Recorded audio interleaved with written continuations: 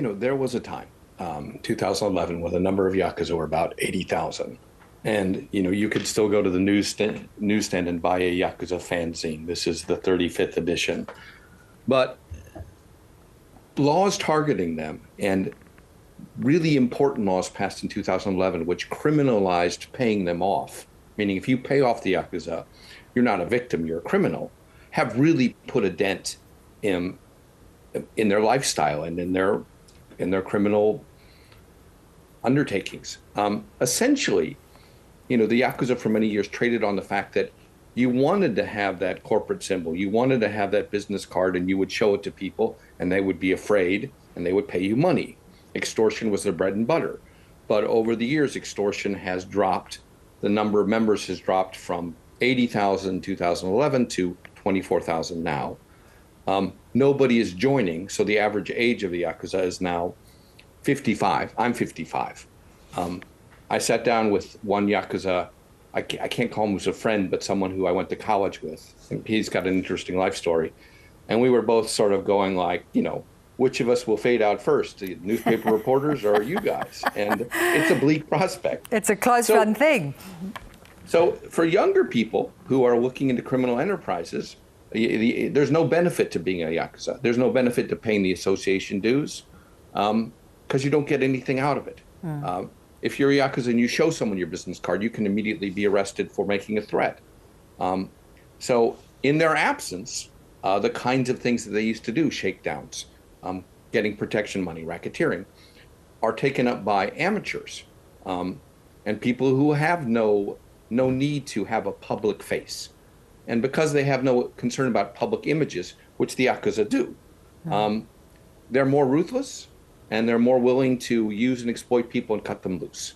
And in a sense, that makes them more dangerous. And that is, I just wanted to dwell on that point for a second, cutting them loose and not really having any sort of bonds. I mean, there were real bonds in the Yakuza. You almost gave up your family to be part of this group. Yeah, the Yakuza are a virtual family structure. You take a vow to the Oyabun, who is your father. And, there's this famous Yakuza saying that if the Oyabun says the passing crow is white, it's white.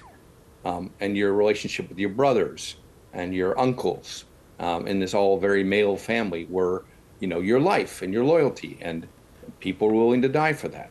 But they're not now. And, these new, younger generations of criminals, they're just about making money. And they're also very good at recruiting ordinary people and using them as pawns. There's no connection from the top to the bottom. And that makes them more mobile and better at doing modern day crimes, especially on the internet where people are faceless. So when you talk about, the Yakuza waning, is organised crime waning, is crime generally waning, or has that vacuum being filled? The vacuum is being filled in some senses, but crime overall continues to go down. The Yakuza would love to tell you that when they were in existence, that Japan was more peaceful, that there was less crime. That's not necessarily true. But certain kinds of crime, especially fraud, something that the Yakuza didn't traditionally touch, that has grown and has become a huge business because it was considered fairly dishonorable to do fraud, to deceive old people. Blackmail was okay because the Yakuza felt that if you had done something so bad that they could blackmail you, that was social justice. But fraud is, and theft and the things that, the youngsters are doing was considered dishonorable, not something a Yakuza should do. Yeah, very interesting.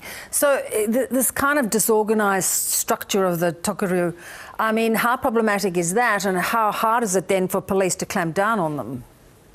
It's very hard to clamp down on them because they know all the Yakuza. They don't know who's the Tokuryu because they don't have fan magazines. They don't have badges. They don't keep a roster of their members. So the police, while they know, probably could tell you every single remaining Yakuza by name and where they live and their date of birth, they're very clueless about these new kinds of criminals, and they're having a very hard time. They're trying to adjust, and they've restructured the police force to deal with these kinds of criminals, but it's really, beyond what they're used to. And you can't deal with them the same way you do with the Yakuza. When there's a spectacular crime involving the Yakuza, they would usually cough up a member. You could make an arrest. Whether they actually did it or not didn't matter, but a case would be solved. But not these guys. And they're very good at actually using some of Japan's flawed laws to convince people who apply for jobs that they're already criminals and thus they should do what they're told to do.